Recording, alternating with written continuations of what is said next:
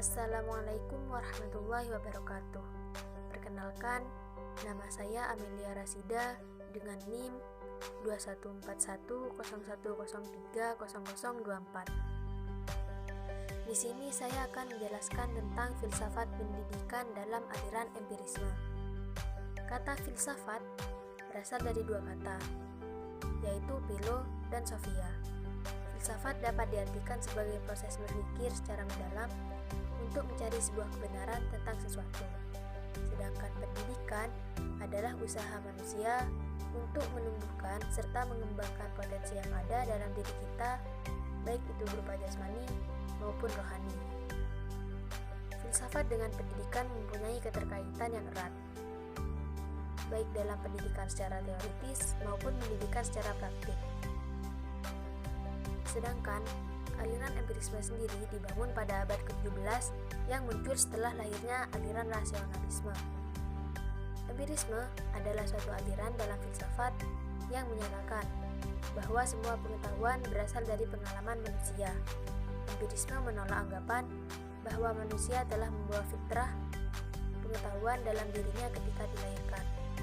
Ada beberapa tokoh pakar filsafat yang mengembangkan paham empirisme, diantaranya John Locke, George Berkeley, dan David Hume.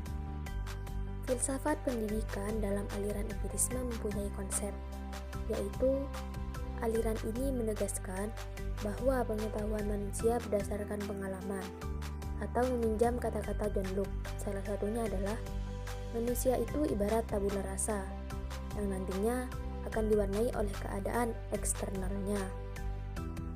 Filsafat dalam ilmu pendidikan memiliki beberapa manfaat, yaitu 1. Menjadi salah satu landasan dalam perkembangan ilmu pendidikan. Maksudnya, pendidikan itu sendiri tidak lain adalah ilmu yang dapat berkembang dari waktu ke waktu. Yang kedua, menjadi landasan dari kebijakan mengenai program pendidikan. Maksudnya yaitu sesuatu yang diwajibkan dan juga merupakan hak warga negara, pastinya harus diatur dalam sebuah undang-undang atau aturan tertentu. Yang ketiga, menjadi landasan untuk berkarya dan juga mengabdi di bidang pendidikan. Dengan adanya filsafat pendidikan, maka tujuan pengabdian dari setiap insan pendidik akan menjadi jelas. Yang keempat, memberikan pemahaman menyeluruh mengenai dunia pendidikan. Maksudnya yaitu memberikan pemahaman dan arti keseluruhan mengenai apa itu pendidikan, dan membuat siapapun akan menjadi lebih paham mengenai dunia pendidikan. Yang kelima, menciptakan generasi pendidik dan tenaga pengajar yang berkualitas. Dan yang keenam, meningkatkan kualitas pendidikan. Filsafat dalam aliran empirisme juga mempunyai keunggulan dan kelemahan. Keunggulannya adalah empirisme berpendirian bahwa pengetahuan dapat diperoleh melalui indera, sedangkan kelemahannya adalah empirisme hanya sampai pada konsep-konsep umum, seperti kelereng itu kecil, bulan lebih besar, bumi lebih besar lagi, matahari sangat besar, demikian seterusnya.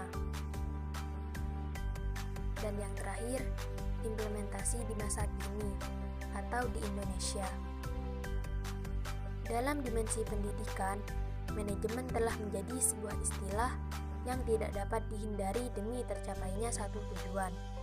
Untuk mencapai tujuannya, pendidikan harus memiliki manajemen yang baik dan terarah. Adapun pengertian dari manajemen pendidikan adalah suatu proses penataan atau pengelolaan lembaga pendidikan yang melibatkan sumber daya manusia muslim dan non-muslim dalam menggerakkannya untuk mencapai tujuan pendidikan secara efektif dan efisien. Mungkin cukup sekian presentasi dari saya, kurang lebihnya mohon maaf. Wassalamualaikum warahmatullahi wabarakatuh.